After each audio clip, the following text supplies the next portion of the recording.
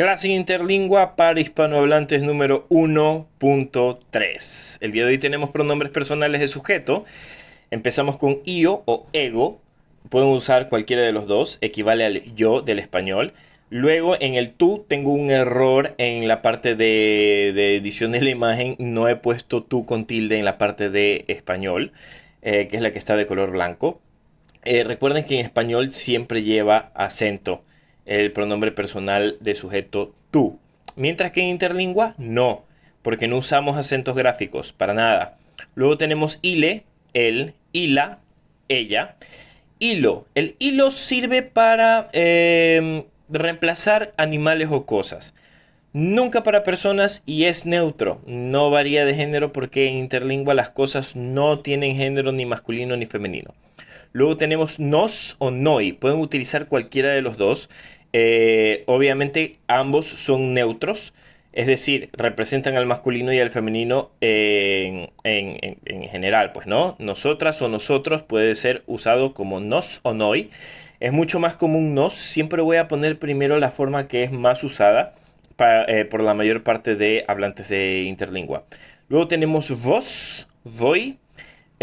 También pasa lo mismo que con nos y con noi, pero quiero aclarar por qué he puesto aquí vosotros y vosotras. A pesar de que la mayor parte de mi público es de América Latina, quiero aclarar que sí, nosotros los latinoamericanos utilizamos ustedes, no utilizamos vosotros. Pero es necesario que lo asimilemos como un vosotros, vosotras, porque cuando tengamos que ver pronombres reflexivos, ahí es cuando viene el problema.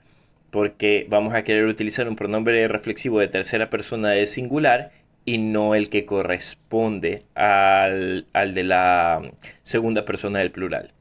¿Ya?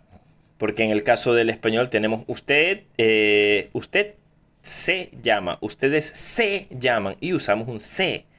En cambio, en interlingua es más parecido a lo que parece a lo que sucede en el español de España. Tenemos un vos, vos sapela, pero de eso vamos a hablar luego. Tenemos entonces el iles, ilas, hilos, que si se dan cuenta son como si solamente pluralizáramos los pronombres personales de la tercera persona del singular ile, ila, hilo. Simplemente agregamos ese y tenemos sus formas plurales. Continuamos con conjugación del verbo es ser o ser. Es el mismo verbo, solamente que ser es la forma corta de expresarlo. Este verbo equivale a los verbos ser o estar del español. Es decir, lo que nosotros expresamos con dos verbos, en interlingua lo podemos expresar con uno solo.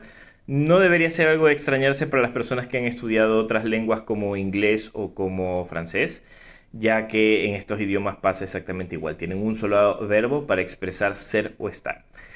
Entonces, vamos con lo que es conjugación regular. Cuando nosotros hablamos de conjugación regular en interlingua, todos los verbos que ustedes quieran conjugar en presente, lo único que tienen que hacer es quitar la letra R del infinitivo del verbo, la letra R que está al final del infinitivo del verbo, y voilà, tienen la conjugación del presente del indicativo del verbo. Entonces, en conjugación regular tenemos ios, tu s, y la s, y lo s, nos s, vos s, y les s, y las s, y los s. Todos iguales, no cambia por persona gramatical. Y luego tenemos las formas cortas. Esta es una forma corta regular. Hay algunos verbos que tienen formas cortas regulares, como el verbo vader, como el verbo haber, pero de ellos hablaremos en otro momento. Entonces tenemos ios, tu es, y le es, y lo es, y le es, y la es, y lo es, nos es, vos es, y les es, y las es, y los es. Y luego tenemos una forma semi-irregular que cambia solamente en las personas gramaticales del plural.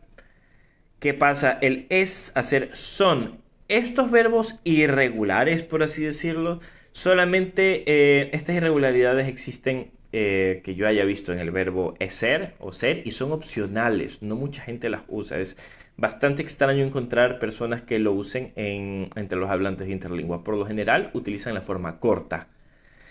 Bueno, veamos la semi-regular que tenemos ios, tu es, y le es, y la es, y lo es. Y luego pasamos a no son, vos son, y les son, y las son, y los son. Por último tenemos la forma irregular que guarda un poco más de irregularidad en la primera persona del singular y en la primera persona del plural. Es decir, con io, so y nos somos. Y esto es aún más extraño de encontrar que lo usen. Entonces tenemos io so, tú es y le es, y la es y lo es. Nos somos, vos son, y les son, y las son, y los son. Y por último tenemos conjugación del verbo apelarse.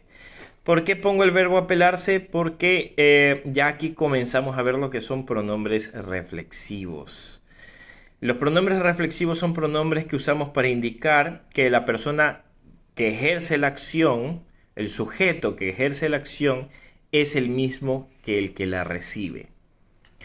En este caso, los pronombres reflexivos son bastante similares al español, por lo cual no deberíamos tener mucho problema para dominarlos. Y se utilizan y se posicionan de igual manera que en español, por lo general. Luego vamos a ver un poco más en estructuración gramatical cuando van después del verbo, cuando van antes del verbo.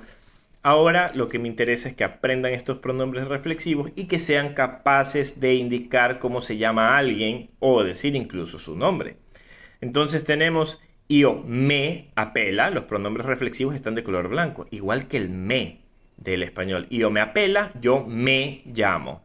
Tú te apela, miren que el verbo no cambia por persona gramatical, tú te llamas. Cuidado con decir tú te apelas y meter una S, es un error muy común de la mayoría de hablantes de lenguas romances. Tienden a meter una S porque es que en la segunda persona del singular en mi conjugación verbal yo pongo S. Pues no, aquí no hay.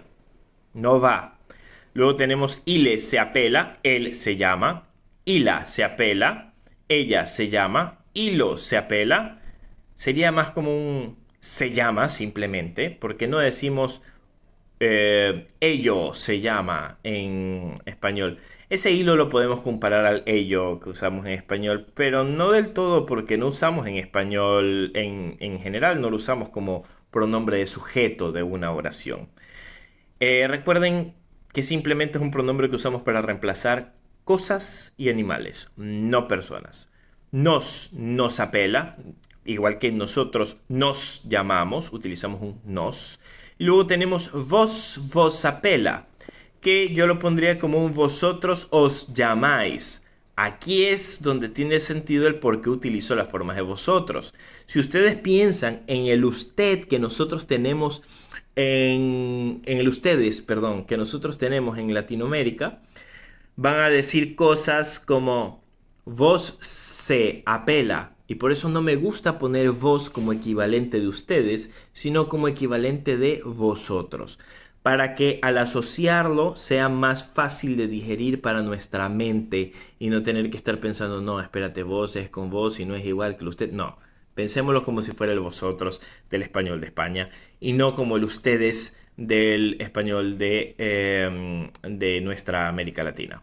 Entonces, vos apela, vos os llamáis, no, nunca va a ser ustedes se llaman, no lo piensen así. Sí, se puede traducir así a nuestra forma dialéctica del español, pero no lo piensen así, se van a complicar muchísimo la vida.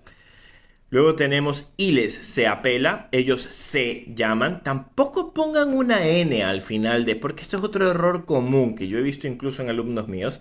Poner una N al final de los verbos, de la conjugación de los verbos del presente de la tercera persona del plural. Siempre quieren poner una N porque se les parece al español. Iles se apela, no se apelan. Iles se apela, ilas se apela e hilos se apela. Con esto concluimos esta clase. Espero verlos en el siguiente video. Estudien y pues bueno, hasta la próxima.